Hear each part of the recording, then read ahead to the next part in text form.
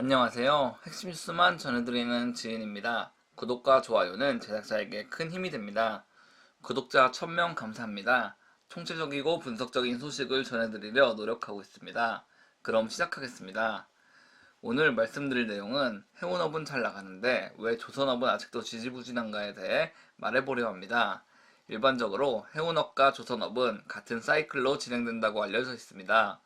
2010년대 초반까지만 하더라도 한국의 조선업, 해운업은 정말 세계적인 수준이었습니다. 물론 저도 이 당시 조선업계에서 근무하면서 탄탄대로만 흘러갈 것이라고 생각했습니다. 갤럭시 1이 나오고 갤럭시 2가 나오고 갤럭시 3가 나올 때까지만 해도 한국 조선업과 해운업은 탄탄하다고 생각하던 시기가 있었습니다. 여러 회사가 기울고 뉴스에 각종 조선사가 언급될 때마다 사이클이 잠시 내려간 것일 뿐이고 곧 다시 회복해 조선업황이 회복해야 할 것이라는 얘기가 나왔습니다. 그런데 벌써 이런 목소리도 10년이 됐습니다. 특히 올해 어느 때보다 조선업황이 힘든 시기입니다. 이에 대한 정보와 앞으로의 발전 가능성에 대해 정리해봤습니다. 일단 2005년부터 수주량, 건조량을 보겠습니다. 사실 2010년 전까지는 수주량이 너무 풍족했기 때문에 걱정이 전혀 없는 상황이었습니다.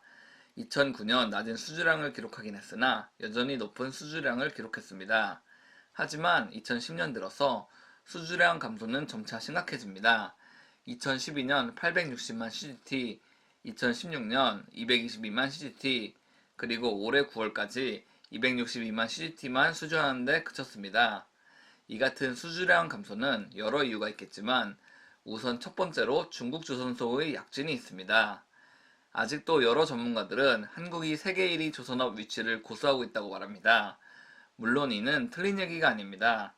다만 1위를 차지하고 있는 분야는 LNG 운반선 건조, LNG 추진선 건조 등과 같은 최첨단 기술이 적용되는 선박에 한해서입니다. 중국이 강점을 가지고 있는 분야는 낮은 인건비를 무기로 한 벌크선 건조입니다. 벌크선이란 곡물, 철강 등 그냥 무작정 건조 화물을 싣고 운송하는 선박을 뜻합니다. 따라서 최첨단 기술보다는 인건비가 가장 큰 경쟁력이 됩니다. 한국은 이미 2010년대부터 서서히 벌크선에 대한 대부분의 수주량을 뺏겼습니다. 현재 LNG 건조 관련 기술력이 없다면 정말 큰일 날 뻔했으나 아직까지는 최첨단 선박 위주로 선전하고 있습니다. 올해의 수주 부진은 어떤 이유에서일까요? 해운업이 선전하고 있는데 뭔가 이상하게도 느껴집니다. 해운업계에서는 현재 선박이 많아도 너무 많다는 게 대다수의 입장입니다. 물론 국내 선사인 HMM이나 페노션 등은 현재 덩치를 키우고 있습니다. 다만 이는 국내 업체가 그럴 뿐 전 세계적인 추세는 아닙니다. 세계 1, 2위 머스크와 MSC는 현재도 유휴 선박이 상당히 많은 상태이고 덩치를 키우는데 주력하고 있지 않습니다. 2020년부터 시행된 IMO 환경규제 때문에 무작정 덩치를 키우기 힘든 상황이고 기존에 보유하고 있던 선박에 스크러버를 장착해 영업에 투입하는 일이 대다수입니다.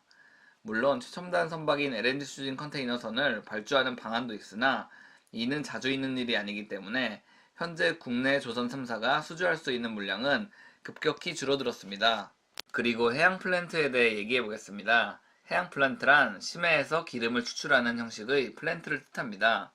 다만 일반적으로 해양 플랜트는 WTI 유가가 $60가 넘을 때 경제성을 띱니다. 그런데 11월 초 기준으로 유가는 약 $37에서 형성되고 있습니다. 말 그대로 저유가 시대가 계속 이어지고 있죠. 왜 저유가 시대가 온 것일까요? 일단 코로나 시대가 왔기 때문에 전 세계의 공장이 상당수 멈췄고 비행기 운항도 크게 줄었습니다.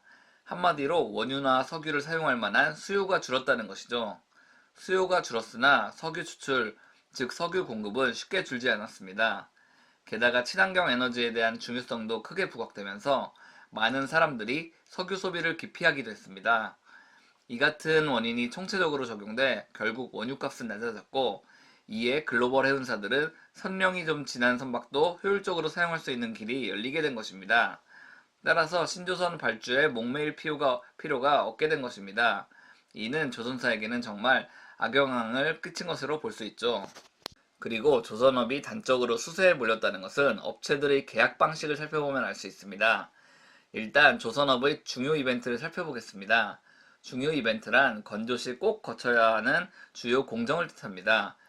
이벤트는 총 6개 단계로 이루어져 있습니다. 5개 단계로 분류되는 것도 있기는 하지만요.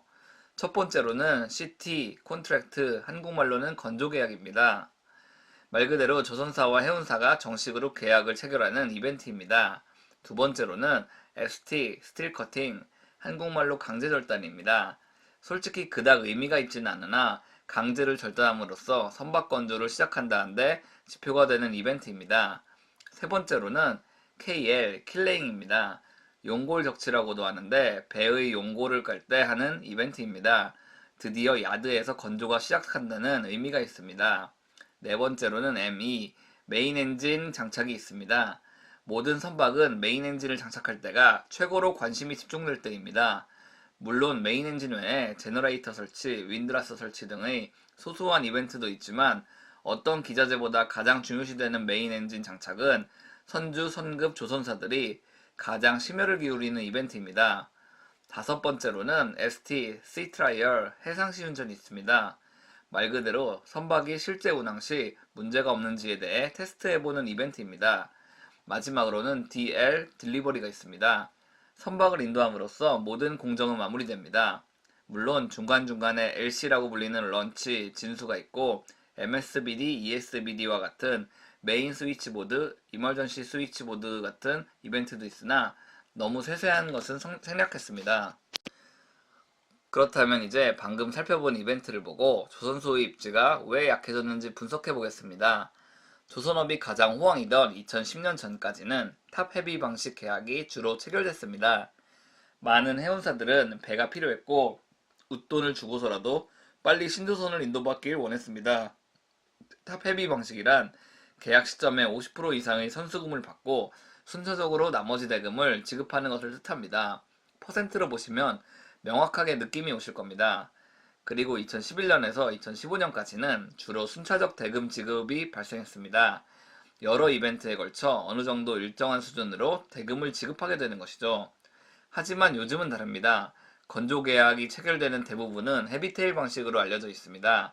헤비테일 방식이란 인도시에 건조 대금의 50% 이상을 지급하는 형식입니다. 조선사가 수주를 해 선박을 건조한다고 해도 빠른 현금 회수는 불가능합니다. 결국 인도가 이루어져야 이에 대한 현금이 들어오고 회사는 그제서야 현실적인 이익을 취할 수 있게 되는 것입니다. 전체적인 퍼센트를 보시면 최근 계약 방식이 가장 조선소에게 좋지 않은 계약인 것을 알 수 있습니다.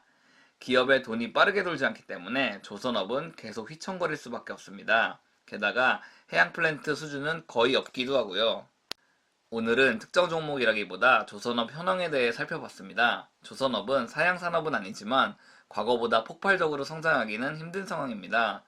그래서 저도 최대한 보수적으로 시장을 바라보고 있습니다. 카타르발 LNG 운반선 100척이 본격적으로 수주된다면 그제서야 한 번쯤은 주목해볼 만하지만 아직까지는 접근하기 힘든 섹터라고 볼 수 있습니다. 지금까지 핵심 뉴스만 전해드리는 지인이었습니다. 감사합니다.